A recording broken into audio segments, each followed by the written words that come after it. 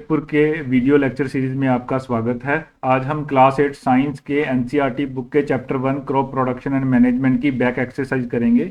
ये एनसीईआरटी की back exercise है और इसमें 11 क्वेश्चंस हैं। हम 11 के 11 क्वेश्चंस को एक एक करके उसका सोल्यूशन देंगे और उसको डिस्कस करेंगे। चलिए शुरू करते हैं। First question is select the correct word from the following list and fill the blanks. तो हमने ब्लैंक के अंदर करेक्ट वर्ड फिल करना है। वर्ड उसने ऑलरेडी दे रखे हैं। ठीक है जी। First is same kind of plants grown. हमें पता है जब same kind of plant grow किए जाते हैं बड़े लार्ज स्केल में तब हम इसको क्रॉप कहते हैं। Cultivated on a large scale at a place is called crop. So next is preparation of first step before growing the crop is. तो क्रॉप को कभी भी फर्स्ट बनाने के लिए जो सबसे पहला स्टेप होता है वो प्रिपरेशन होता है। Third is damage seed. हमें पता है जब सीड डैमेज हो जाता है तो उसकी डेंसिटी कम हो जाती है। डेंसिटी कम होने के कारण वो वाटर के ऊपर फ्लोट करने लग जाता है। So the part is for growing the crop sufficient sunlight. जब भी क्रॉप को ग्रो कराना हो सनलाइट चाहिए, हमें वाटर चाहिए और न्यूट्रिएंट्स चाहिए। तो correct sequence is water and nutrients चाहिए। चलिए क्वेश्चन 2 पे चलते हैं। क्वेश्चन 2 इज हमें मैच द फॉलोइंग करने हैं। Match the items in column A with the column B. Column A में कुछ आइटम्स दी गई हैं, हमें उनको कॉलम बी के साथ मैच करना है। First is kharif crop. हमें खरीफ क्रॉप के बारे में बताना है। तो हम सब जानते हैं खरीफ क्रॉप है पैडी और मेज। सिमिलरली राबी क्रॉप्स हैं wheat and gram, wheat gram P.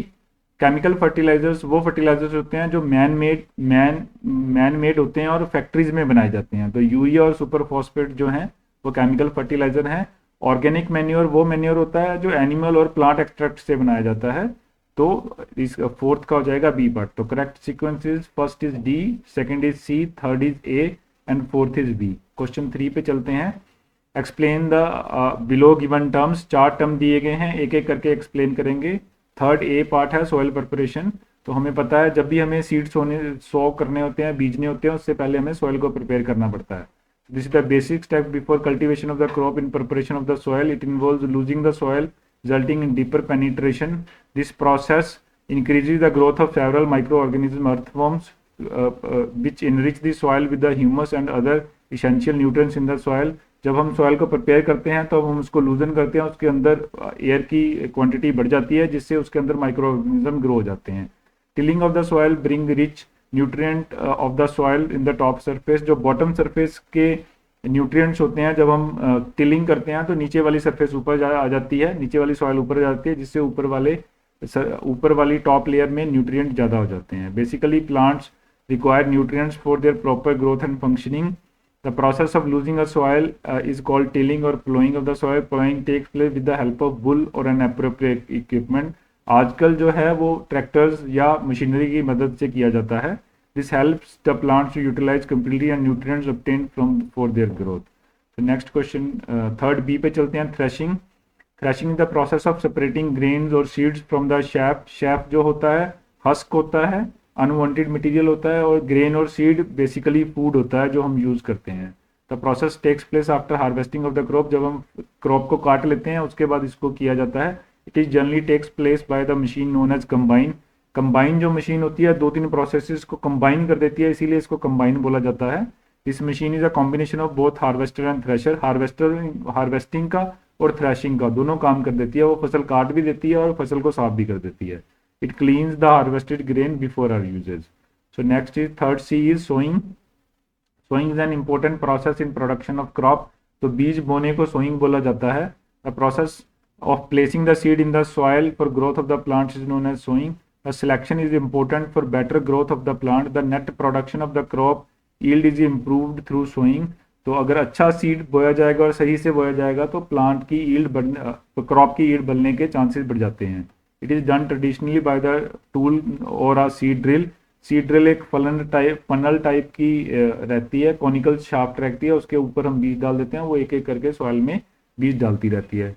The tool is funnel shaped and which was used traditionally for the seed sowing of the soil. Nowadays, seed sowing is done through the tractor by the use of seed drill. The seed drill disperse uniformly in the soil and this tool and seed sown at the particular depth. तो लेकिन अगर machine से इस काम किया जाता है तो डिस्टेंस भी मेंटेन रहता है दो सीड्स के बीच में, और डेप्थ भी मेंटेन रहती है। The new method of sowing is time saving, इसमें टाइम कम लगता है, and also ensure seed protection from the birds, क्योंकि सॉइल के नीचे चले जाते हैं सीड तो बर्ड से भी प्रोटेक्ट हो जाते हैं। सो next is third D, weeding. Unwanted material, unwanted plants जो क्रॉप के साथ उग जाते हैं उनको हम वीड बोलते हैं, तो इसको रिमूव करने को वीडिंग बोला जाता है। तो unwanted plants that grow together with the main crop are called weeds. The process of removing or disposing of this weed is called weeding. Weeds grow along with the crops competing with for light and good nutrients। अब दोनों plant grow करते हैं तो वो crop के हिस्से के nutrient और लाइट ले लेता है। Due to this the main crop plants get fewer nutrients, lights and space. तो जो मेन क्रॉप है उसके लिए थोड़ी डेफिशिएंसी हो जाती है लाइट न्यूट्रिएंट की। The total nutrient shared among the unwanted weeds, this reduces the yield of the crop. तो इससे क्रॉप की यील्ड घटने का चांस रहता है। Various methods for weeding are carried out. The commonly carried out methods are given below। तो first method है the weed can be completely controlled by use of weedicide। ये केमिकल होते हैं, एक तरह के केमिकल हम स्प्रे कर देते हैं फसल के ऊपर जो क्रॉप को इफेक्ट नहीं करते लेकिन वीड्स को इफेक्ट कर देते हैं, उनको डिस्ट्रॉय कर देते हैं।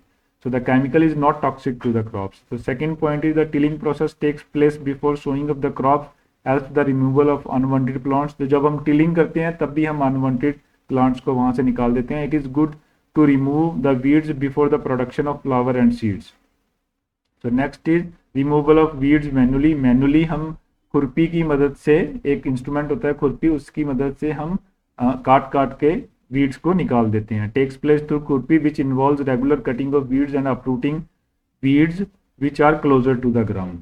क्वेश्चन 4 पे चलते हैं। Give two examples of each. Kharif और राबी फसल के दो एग्जांपल देने हैं। खरीफ फसल के एग्जांपल हैं cotton and groundnut. Kharif rainy season में उगाई जाती है और राबी की फसल विंटर सीजन में उगाई जाती है। तो हम जानते हैं कि विंटर सीजन में वीट और मस्टर्ड उगाया जाता है। Next is explain the difference how fertilizer are different from the manure. Fertilizer man made होते हैं, केमिकली बनाए जाते हैं, और मैन्योर जो होते हैं वो एनिमल और प्लांट एक्सट्रैक्ट से बनाए जाते हैं। तो इनके कुछ 4-5 पॉइंट देख लेते हैं। फर्टिलाइजर का पॉइंट 1 है plants nutrients available commercially are called fertilizer. Commercially available होते हैं। Manure is natural, prepared by decomposition of animal extract and plant waste। Point 2, fertilizer are both organic and inorganic। ये सबसे बड़ा डिफरेंस है। Fertiliser organic भी हो सकता है, इनऑर्गेनिक भी हो सकता है, लेकिन जो manure is mainly composed of organic material, तो ये ऑर्गेनिक ही होता है। पॉइंट 3 फर्टिलाइजर के लिए the main function of fertilizer is to provide the plant with nitrogen, phosphorus, potassium etcetera to ensure healthy growth and development।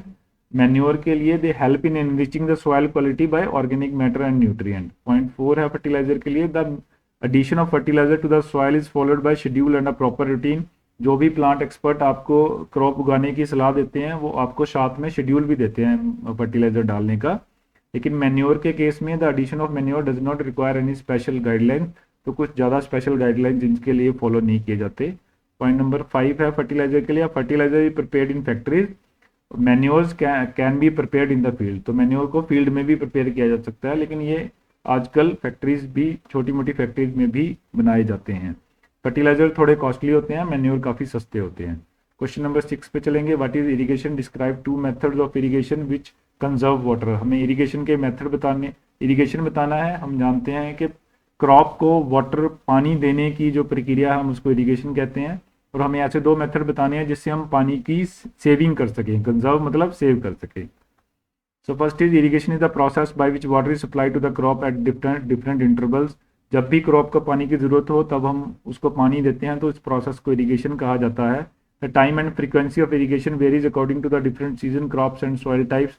तो जैसी crop होगी उसी हिसाब से फ्रीक्वेंसी चेंज हो जाती है। There are various sources of irrigation such as wells, canals, rivers, dams, ponds and lake। इन सारी तरह के तरीकों को इंडिया में यूज़ किया जाता है। तो अब हम देखेंगे दो ऐसे मेथड जिससे हम पानी की सेविंग कर सकते हैं, irrigation method. So the first method is sprinkler system. इसमें हम एक शावर लगा देते हैं क्रॉप फील्ड के बीच में, और वहाँ से हाई प्रेशर से उसको पंप करते हैं और पूरी क्रॉप के ऊपर उसको स्प्रिंकल कर देते हैं। So this system is more useful for uneven land having fewer water supplies। In this method, water is supplied using the pipes to one or the more central location within the field। When water is allowed to flow under the high pressure with the help of pump, it gets sprinkled over the crops. तो sprinkling के कारण जो transportation में पानी waste हो जाता है वो खत्म हो जाता है इसमें। तो second point is drip system. Drip system में हम पाइप लगा के बिल्कुल रूट के पास ड्रिप बाय ड्रिप पानी देते हैं, तो उसको ड्रिप सिस्टम बोला जाता है। In this system water is delivered at or near the roots of the plant drop by drop. This is the most efficient method of irrigation as there is no wastage of water at all. This method is important in the areas where water availability is poor. Otherwise भी इस system को use किया जाता है। So next is question 7. If the wheat is sown in the kharif season, what would happen? हर एक crop को grow करने के लिए एक स्पेसिफिक क्लाइमेट और कंडीशंस की ज़रूरत होती है। अगर हम राबी की फसल को खरीफ में उगाएंगे तो वो नहीं उगेगी। देख लेते हैं इसको एक बार। Wheat is a rabi crop. Wheat एक राबी की क्रॉप है and it requires cold climatic condition to grow properly. लेकिन खरीफ के सीज़न में ये कंडीशंस नहीं होती हैं, कोल्ड कंडीशंस नहीं होती हैं, इस कारण से उसकी ग्रोथ हैम्पर हो जाएगी। If it is sown in Kharif season, it will not grow or may get destroyed due to excessive rains in the Kharif season because of many factors such as lack of optimum temperature, adaptability, availability of pests, etc. Therefore, wheat crop should not be sown in during this season. Question 8 पे चलते हैं। Explain how soil get affected by the continuous plantation of the crop in the field. अगर हम continuously एक ही crop को या multiple crop को एक फील्ड में उगाएंगे तो उसमें स्पेसिफिक न्यूट्रिएंट की डेफिशिएंसी होने का चांस रहता है, जिसको हम मैन्योर या फर्टिलाइजर डाल के पूरा कर सकते हैं। तो solution, soil supplies mineral to the crop. This nutrients like nitrogen, phosphorus etcetera essential for growth of the plants. Continuous growing of the crops in the same field makes the soil poorer in certain nutrients. This makes the soil infertile. तो कुछ specific nutrients की कमी हो सकती है, तो इससे infertility आ सकती है सॉइल में। And then to replenish this soil nutrients farmer need to add manure in the soil. Manure या फर्टिलाइजर हम इसमें ऐड कर सकते हैं। क्वेश्चन 9 है व्हाट आर वीड्स। हम पहले भी डिस्कस कर चुके हैं। अनवांटेड प्लांट्स जो क्रॉप के साथ उग जाते हैं हम उसको वीड्स कहते हैं, और इसके कंट्रोल के मेथड भी हम डिस्कस कर चुके हैं, एक बार दोबारा देख लेते हैं। So weeds are unwanted uncultivated plants grow with the crops. Weed compete with crops for nutrient, can also cause toxication. तो weed control कैसे कर सकते हैं? Weeding is known as removal of weeds. Weeding is mostly done before flowering begins in the plants. तो flower आने से पहले ज़्यादा इंपॉर्टेंट होता है इसको करना। It is done using trowel and harrow. Trowel and harrow mechanical instrument हैं जिससे हम वीड्स को निकालते हैं, और वीडिसाइड्स जो एक केमिकल कंपाउंड्स हैं। Trowel is used to manually remove the weeds. Plowing and tilling of soil before seed sowing using the plow or cultivator followed by breaking the leftover soil clumps using the leveler is also removes the seed. Similarly, use of weedicide जो एक chemical है, the chemical control growth of the seed is also practiced. तो question 10 पे चलेंगे। Arrange the following boxes in the proper order to make the flow chart of a sugarcane production. इसका हमें एक proper flow में लगाना है। तो हमें पता है सबसे पहले हमने प्रिपरेशन ऑफ सॉइल करना है, फिर प्लोइंग करनी है। प्लोइंग के बाद हम सोइंग करेंगे, बीज को उगाएंगे, देन फिर हम मैन्योर डालेंगे, उसमें खाद डालेंगे। उसके बाद हम उसको इरिगेशन करेंगे, पानी देंगे, हार्वेस्ट करेंगे, फसल को काटेंगे, फिर हम उसको फैक्ट्री में भेजेंगे। एक बार देख लेते हैं प्रोसेस।